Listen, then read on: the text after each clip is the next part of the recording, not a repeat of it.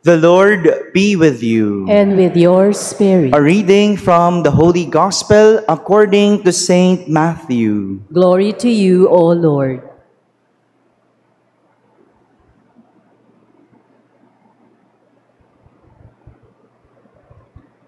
As Jesus passed by, he saw a man named Matthew sitting at the customs post. He said to him, "Follow me."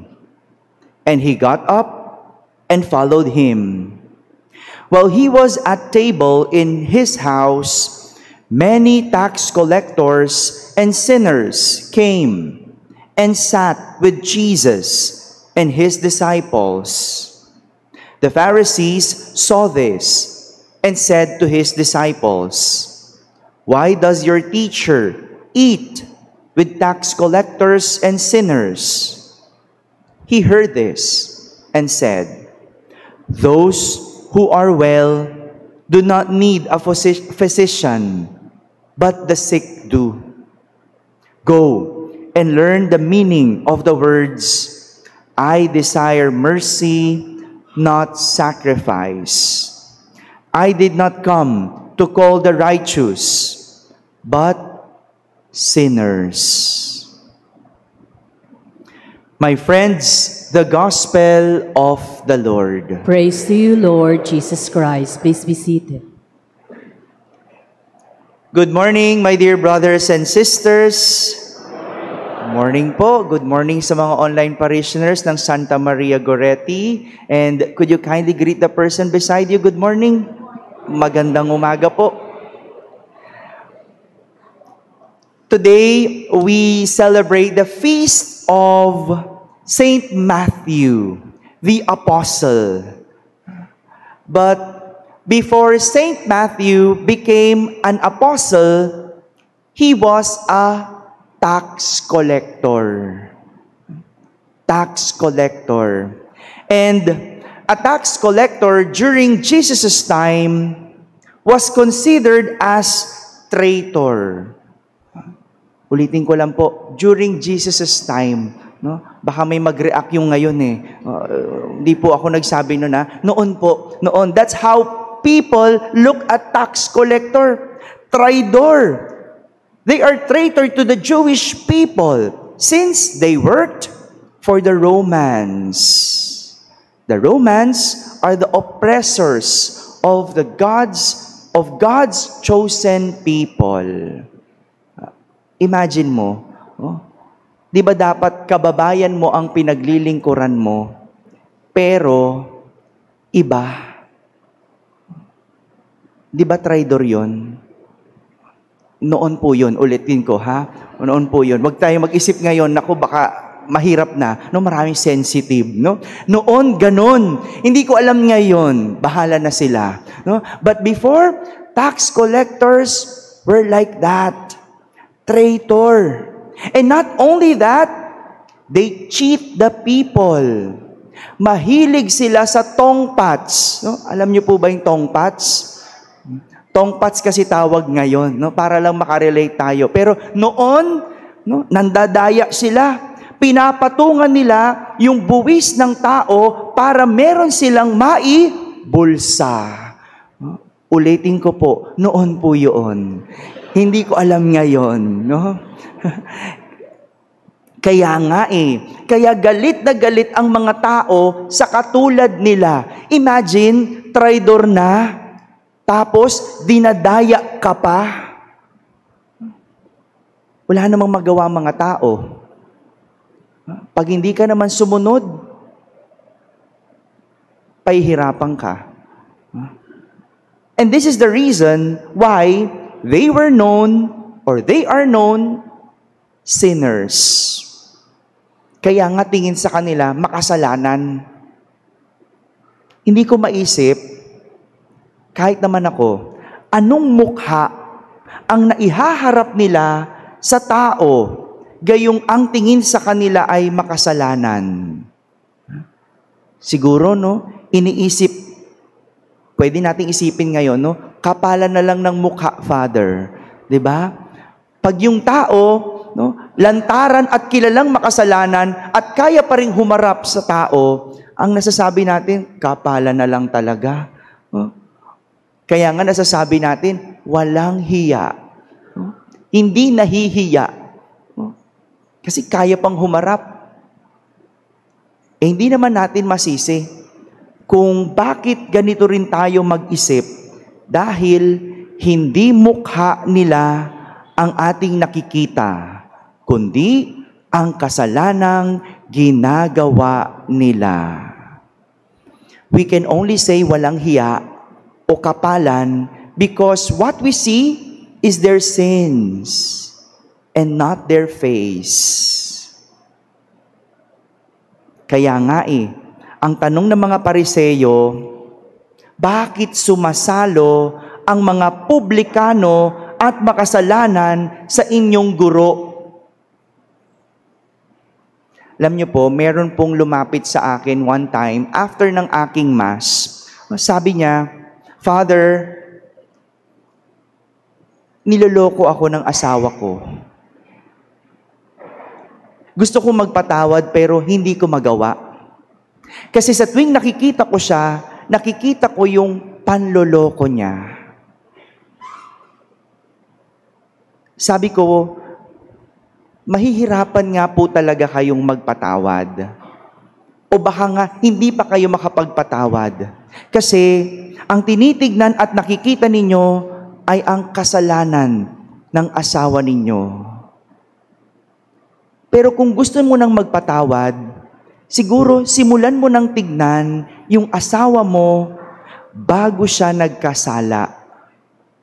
Tingnan mo yung mga ginagawa niya, yung mga nagawa niya bago ang kanyang pagkakasala. Baka siguro mapatawad mo siya.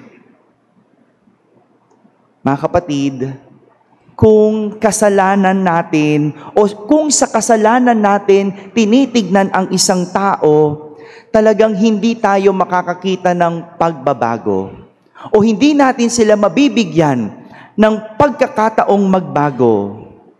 Gaya nga ng nakita ng mga Pariseyo, si Jesus nakita nila kumakain kasama ang mga makasalanan na itinuturing. Look at that. Kumakain lang naman. Si Jesus ba'y nandadaya? Hindi naman. Siya ba'y kasama nila? O siya ba'y tax collector din? Hindi rin. But he was associated with them just because he was eating with them. Bakit? Kasi kasalanan ang tinitignan ng mga Pariseyo.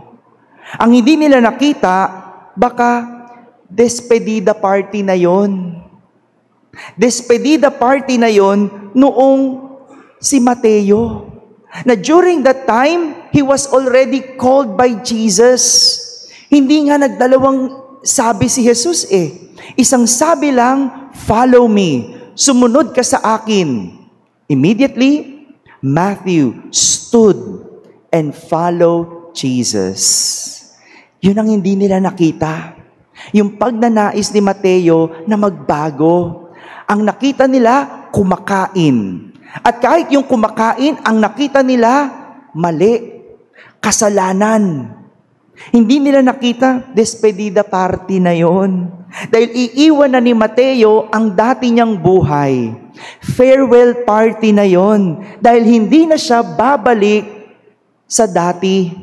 Hindi na niya babalikan yung mga dati niyang kasamahan.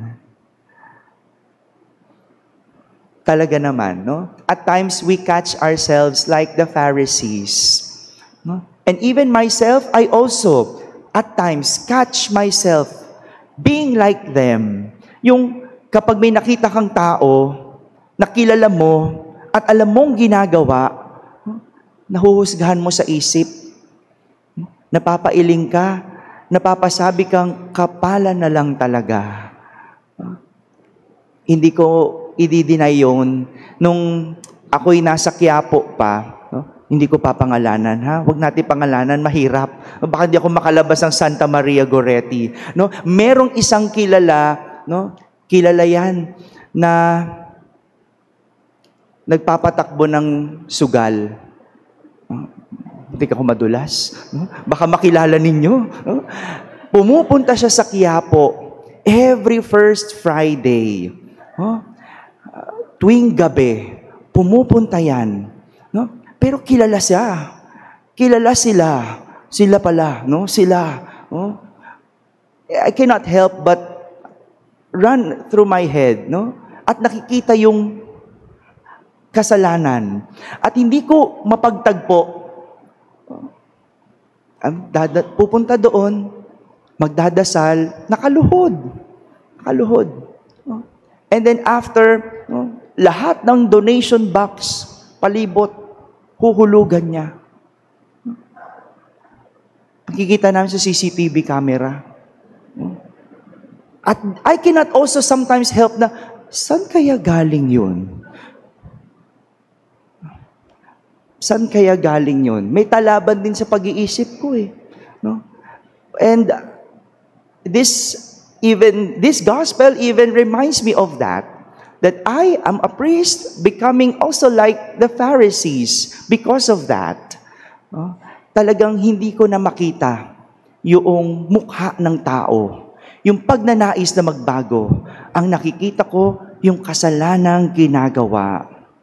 And so in times when people cannot see our goodness, but our sinfulness, let us borrow what Padre Pio said and use it as our own prayer.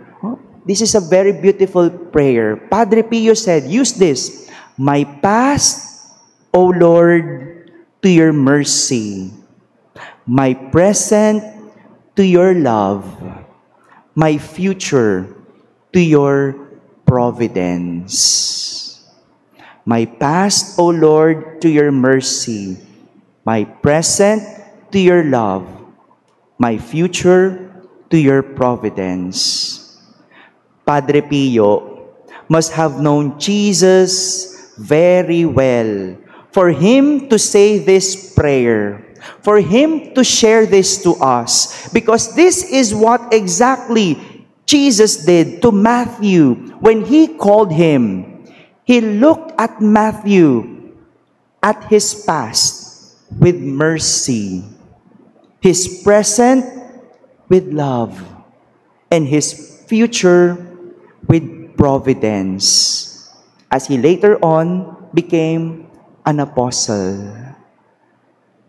Kung hindi natin makikita yung kabutihan ng tao, hindi natin sila mabibigyan ng pagkakataong magbago. My dear brothers and sisters, let not our past define us. Rather, we use our present as our motivation for change, and our future as a hope for a better self. Amen. I remember the same celebration, Feast of St. Matthew, same gospel. After my Mass, a mayor called me.